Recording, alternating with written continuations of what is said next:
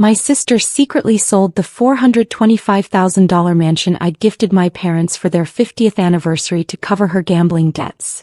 So when I discovered it, I showed up with police, property records, and had her arrested for real estate fraud. Welcome back, family. If you haven't already, subscribe and say hi in the comments. We'd love to know where you're watching from. With that, let's continue today's story. The phone rang at 2:47 a.m. I remember because I was staring at my alarm clock, calculating how many hours of sleep I'd get before my morning surgery rotation. I'm a cardiothoracic surgeon, and sleep is a luxury I've learned to treasure. But when I saw Mom flash across my screen at that hour, my stomach dropped. "Baby, I'm so sorry to wake you," Mom's voice trembled, thick with tears. "But we got an eviction notice. They're saying we have to be out in 30 days. I sat up so fast my vision blurred. "What? That's impossible. I own that house. I bought it outright for you and Dad." "That's what we thought too, honey. But there's a man here with papers saying the house was sold 8 months ago. He owns it now and we're trespassing." My hands shook as I threw on clothes. The mansion I'd purchased for $425,000 3 years ago for their 50th anniversary was their dream home. For bedrooms, wraparound porch, the garden Mom always wanted. I'd worked double shifts for years, saved every penny, sacrificed my own comfort to give them security in their retirement. "I'm coming right now. Don't sign anything." As I drove through empty streets, my mind raced. How could someone sell a house they didn't own? Then my sister Vanessa's face flashed in my memory. She'd asked to borrow the deed last year to fix a clerical error with the county records. I'd trusted her. God, I'd trusted her. I arrived to find my parents on their porch, looking small and broken in their bathrobes. The new owner, a middle-aged man named Eric Lincoln, stood awkwardly by his car with a folder of documents. He seemed uncomfortable, not malicious. "I'm Dr. Morgan Ellis," I said, extending my hand despite my rage. "I'm the actual owner of this property. May I see your paperwork?" Eric hesitated, then handed me the folder. My blood ran cold as I flipped through it. A deed transfer. Notarized signatures. My parents' signatures. But the seller's signature made my vision blur. Vanessa Ellis, listed as power of attorney for property owners. "This is fraud," I said quietly. "My sister forged these documents. I paid $380,000 for this house," Eric said, his voice rising with panic. "I have a wife and kids moving here next month. I sold our previous home. If this is fraud, I'm ruined." Dad stepped forward, his hand on my shoulder. "Morgan, baby, let's not jump to conclusions. Maybe there's been a mistake." That's when I lost it. "A mistake? Dad, she forged your signatures. She sold your house." I pulled out my phone, hands shaking. "I'm calling the police right now." "Wait," Mom pleaded. "Think about Vanessa. She'll go to jail. She's your sister. She's a thief." But even as I dialed, doubt crept in. Could I really do this to my own sister? Officer Jenkins arrived within 20 minutes. A tired-looking woman in her 40s who'd probably seen every family drama imaginable. I handed her my documents. The original deed in my name, bank records showing my $425,000 wire transfer, and the fraudulent sale paperwork. She examined everything with professional detachment, then looked at Eric Lincoln. "Sir, I need you to provide all documentation related to your purchase, including the name of the real estate agent or attorney who handled the transaction." Eric's hands trembled as he pulled up emails on his phone. The agent's name was Alex Harrison. He works for Prestige Realty. He seemed legitimate. I did a title search and everything. "Did the title search show Dr. Ellis as the owner?" Officer Jenkins asked. "No, it showed the parents as owners with Vanessa Ellis holding power of attorney." Eric's voice cracked. "Oh God, my family. What am I going to tell my wife?" I felt a flicker of sympathy for him. He was a victim too. But my parents stood there in their night clothes, facing homelessness because of my sister's betrayal. "I need to speak with Vanessa Ellis," Officer Jenkins said. "Dr. Ellis, do you have her contact information?" "I'll do you one better," I said coldly. "I'll take you to her." As we drove to Vanessa's apartment across town, Mom called my cell every 5 minutes, begging me to reconsider. Each call I sent to voicemail. Vanessa opened her door in silk pajamas, her eyes still heavy with sleep. When she saw me flanked by 2 police officers, her face went through a remarkable transformation. Confusion, recognition, then carefully constructed innocence. "Morgan, what's happening? Is everything okay?" "You sold Mom and Dad's house," I said flatly. "Cut the act." She blinked and I watched her calibrate her response. This was the sister who'd talked her way out of trouble since childhood. The one who'd stolen from my piggy bank at 8 and convinced me I'd miscounted. The master manipulator. "I don't know what you're talking about," she said, but her voice wavered slightly. Officer Jenkins stepped forward. "Miss Ellis, I'm Officer Jenkins. We have evidence that you fraudulently sold property belonging to your parents. We need you to come to the station to answer some questions." "This is insane." Vanessa's voice rose, but I saw panic in her eyes.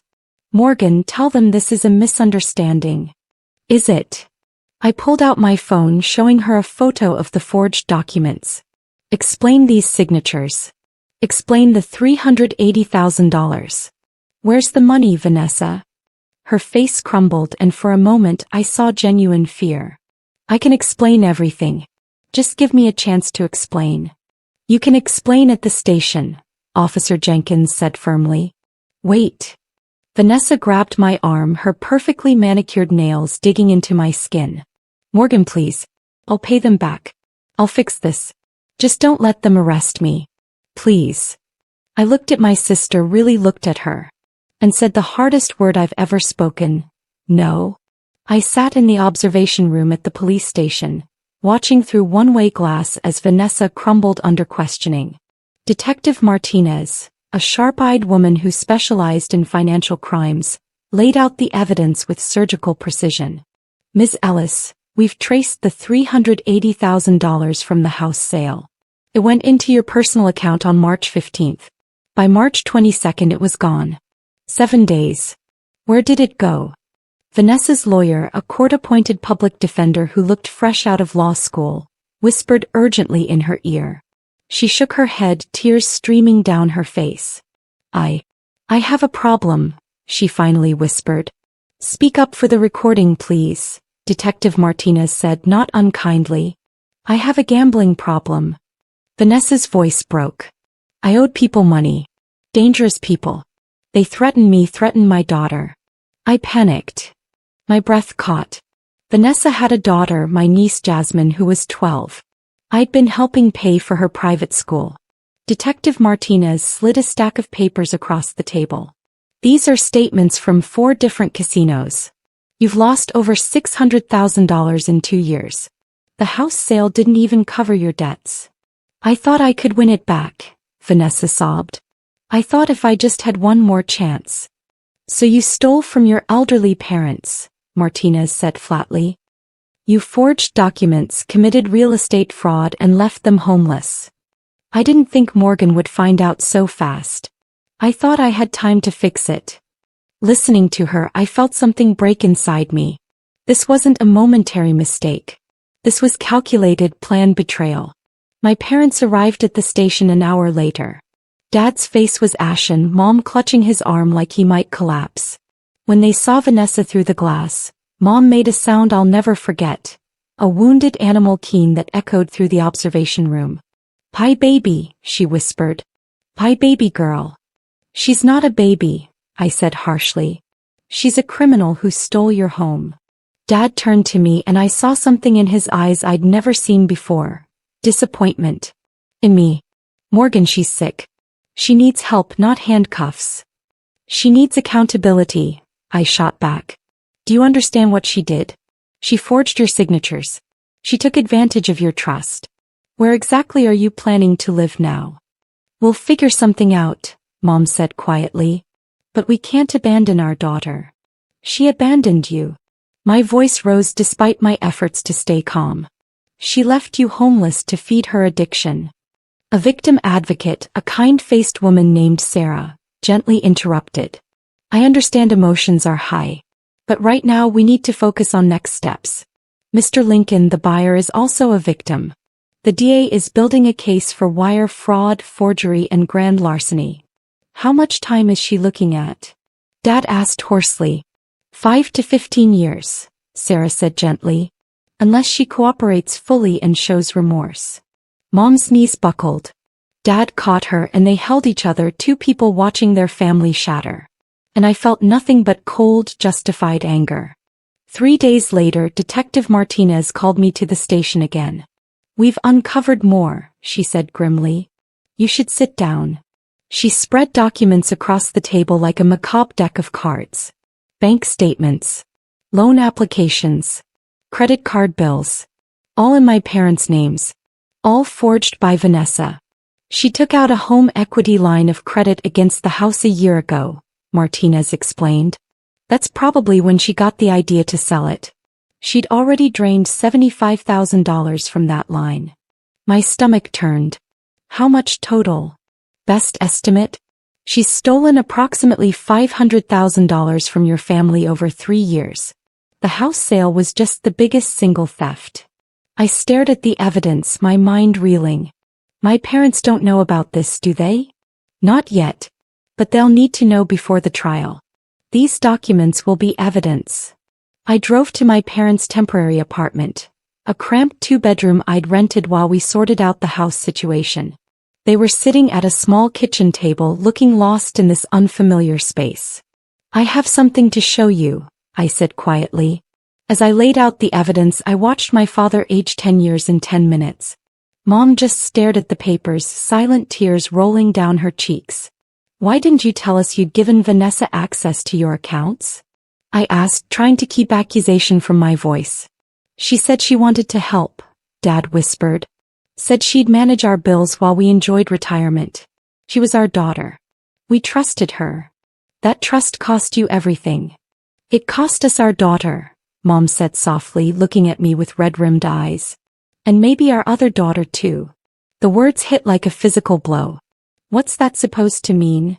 You've become so hard, Morgan. So unforgiving. I stood up, chair scraping harshly against linoleum. I'm the only one trying to save you. But as I left, I wondered if she was right. A week before Vanessa's arraignment, my niece Jasmine called me.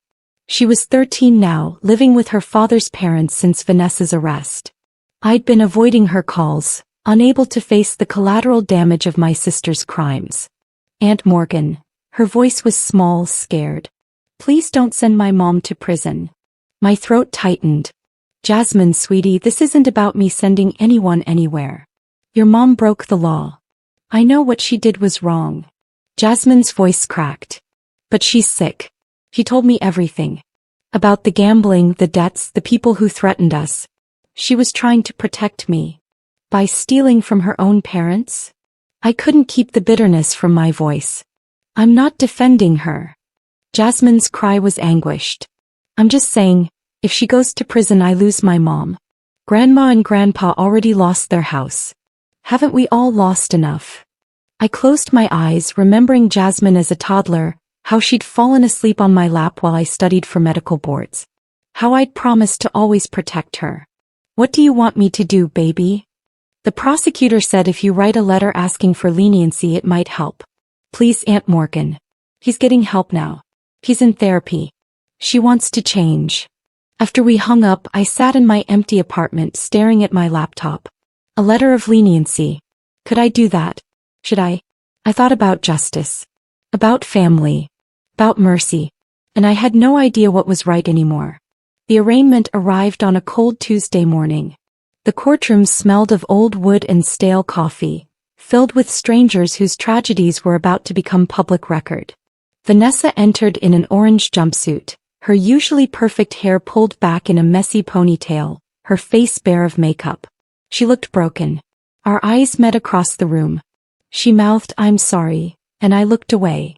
The prosecutor, a stern woman named Patricia Reeves, laid out the charges with devastating clarity. Wire fraud, forgery, grand larceny, identity theft. Each word another nail in Vanessa's coffin. The defendant engaged in a systematic pattern of theft targeting her own elderly parents, Reeves stated coldly. She exploited their trust, forged their signatures, and left them homeless to fund a gambling addiction. The state recommends bail be set at $100,000. Vanessa's public defender stood. Your Honor, my client is a single mother with no prior criminal record. She's cooperating fully and has begun treatment for gambling addiction. She's not a flight risk. She's a theft risk, Judge Anderson said dryly.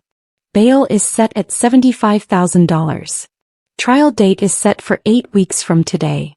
I'd come prepared to feel vindicated. Instead, I felt hollow as they led Vanessa away. She turned back once more, her eyes finding mine, and I saw something that haunted me. Not the sister who'd betrayed us, but the scared little girl who used to climb into my bed during thunderstorms. Outside the courtroom, Eric Lincoln approached me hesitantly. Dr. Ellis, I wanted to apologize again. I had no idea. You're a victim too, I said, surprising myself with the gentleness in my voice. My lawyer is working on getting your money back. The house will be returned to my parents. Thank you. His eyes welled up. My wife, she's been so stressed. This whole situation. I know. And I did. This wasn't just about money. It was about trust, security, the foundation of our lives crumbling. Mom and Dad emerged from the courtroom looking smaller somehow. Mom clutched a tissue and Dad's hand shook as he reached for her. Are you happy now? Mom asked me quietly. No, I said honestly. I'm really not. 3 weeks before trial, Vanessa's lawyer called with a plea deal offer. She'd plead guilty to reduced charges, 1 count of fraud, 1 count of forgery, in exchange for 5 years in prison with possibility of parole after 3 and mandatory restitution. It's a good deal, the prosecutor told me when I called to discuss it. She'll serve time, your parents will get restitution, and we avoid a lengthy trial. What's the restitution amount? $500,000, to be paid through wage garnishment upon release and liquidation of any assets. Realistically, your parents might see $100,000 over the next decade. I hung up and sat in my car outside the hospital watching nurses change shifts. I'd missed so much work dealing with this nightmare. My career, the thing I'd sacrificed everything for, was suffering. But what did any of it matter if my family was destroyed? I drove to the prison for visiting hours. Vanessa looked worse, thinner, her skin sallow, her eyes haunted. When she saw me, she started crying immediately. I'm so sorry, she whispered through the glass partition. Morgan, I'm so sorry. Why? The question I'd been holding back for weeks. Just tell me why. It started small, she said, her voice barely audible. $20 on a slot machine at a work event. I won $500. Felt like magic, like I'd found a secret. I'd been struggling so hard financially, working 2 jobs, barely making rent. That win, it felt like hope. So you chased it. Every time I lost, I thought the next bet would get it back. It became the only thing that made me feel alive. The rush, the possibility. And when the debts piled up, when dangerous people started calling, threatening Jasmine. Her voice broke. I panicked. I looked at that house and thought, they don't need this much space. I can borrow against it, win big, pay everyone back, and they'd never know. But you didn't win. I never won. Not really. Even when I won, I just bet it all again. She pressed her palm against the glass. I'm sick, Morgan. I know that doesn't excuse what I did, but I'm sick. And I need help. I looked at my sister, really looked at her, and saw the truth. She was sick. But she'd also made choices. Terrible, destructive choices that had consequences. I hope you get help, I said quietly. But you have to face what you did. I know. I'm taking the plea deal. The night before Vanessa's sentencing, I wrote a letter. Not the one Jasmine had asked for, a plea for leniency. But a different kind of letter. One I'd never send. Dear Vanessa, I've been trying to figure out when I should have seen this coming. Was it when we were kids and you'd steal from my piggy bank? When you borrowed my car and returned it empty, claiming I must have forgotten to fill the tank? When you asked to borrow money you never paid back? Or maybe I saw it all along and chose to ignore it. Because you're my sister and I loved you and family is supposed to mean something. The prosecutor asked me if I wanted to read a victim impact statement at your sentencing. I declined. Because how do I stand up there and quantify what you took? It's not just money. It's not just a house. You took mom and dad's security, their trust, their peace of mind in what should be their golden years. Dad's blood pressure has skyrocketed. Mom cries herself to sleep. They're 72 and 74 years old, and instead of enjoying retirement, they're dealing with this nightmare. You took my niece's childhood. Jasmine is living with people who aren't her parents, going to a new school, losing her friends. He cries when she talks about you. She's 13 and learning that people you love can destroy you. You took my peace. I'm a surgeon. I hold people's hearts in my hands. I need steady hands, clear focus, perfect concentration. But for weeks now I've been distracted, angry, devastated. I've had to step back from surgeries because I can't guarantee my performance. But mostly, Vanessa, you took something I can never get back. The sister I thought I had. The person I would have trusted with my life. Every memory we share is now tainted. Every laugh, every confidence, every moment of sisterhood now feels like a lie. I want to hate you. God, I want to hate you so much. It would be easier than this complicated grief I feel for someone who's still alive but already lost to me. I hope prison gives you time to think. To really understand the devastation you caused. To become someone different. But I don't think I can ever forgive you. Your sister, Morgan. I folded the letter, put it in an envelope and locked it in my desk drawer. Some truths don't need to be spoken to be real. The courtroom was packed for sentencing day. I sat between my parents in the front row, my mother's hand cold in mine. Jasmine sat behind us with her paternal grandparents, her eyes red and swollen. Vanessa entered in a gray suit her public defender had provided, trying to look respectable. She'd lost at least 20 pounds since her arrest, her cheekbones sharp, her eyes hollow. Judge Anderson reviewed the case file, his expression grave. Ms. Ellis, you've pleaded guilty to 1 count of wire fraud and 1 count of forgery. Before I pass sentence, does the defense wish to present any mitigating factors? Vanessa's lawyer stood. Your Honor, my client has been diagnosed with severe gambling disorder. She's begun treatment in custody and has shown genuine remorse. She's a first-time offender and a single mother. We ask the court to consider alternative sentencing, including intensive therapy and community service. The prosecution's position? Judge Anderson asked. Patricia Reeves stood and I saw no mercy in her face. Your Honor, the defendant's addiction doesn't excuse her actions. She didn't steal from a corporation or stranger. She targeted her own elderly parents, leaving them homeless. She showed sophistication and planning in her crimes, forging documents and deceiving multiple parties. The state maintains that incarceration is necessary. Does anyone wish to present victim impact statements? My mother stood shakily and I hadn't known she'd planned this. Her voice trembled as she read from a paper. My daughter Vanessa is sick. What she did was wrong, but she's still my child. I don't want her to go to prison. I want her to get help. We're willing to work with her on restitution. Judge Anderson's expression softened slightly. And Dr. Ellis? Everyone turned to look at me. I felt the weight of their expectations. Mom wanting mercy, the prosecutor wanting justice, Jasmine wanting her mother back, Eric Lincoln wanting acknowledgement of his suffering. I stood slowly. Your Honor, I'm torn. Part of me wants to see my sister punished for the devastation she caused. But another part remembers who she was before addiction consumed her. I don't know what the right answer is. I just know our family is broken and I don't think a prison sentence will fix that. Judge Anderson nodded gravely. Ms. Ellis, please stand. Vanessa rose, trembling. What you did was a profound betrayal. You exploited your parents' trust, forged documents, and left your family in financial ruin. However, I also recognize that addiction is a disease, and punishment without rehabilitation serves no one. Hope flickered on Vanessa's face.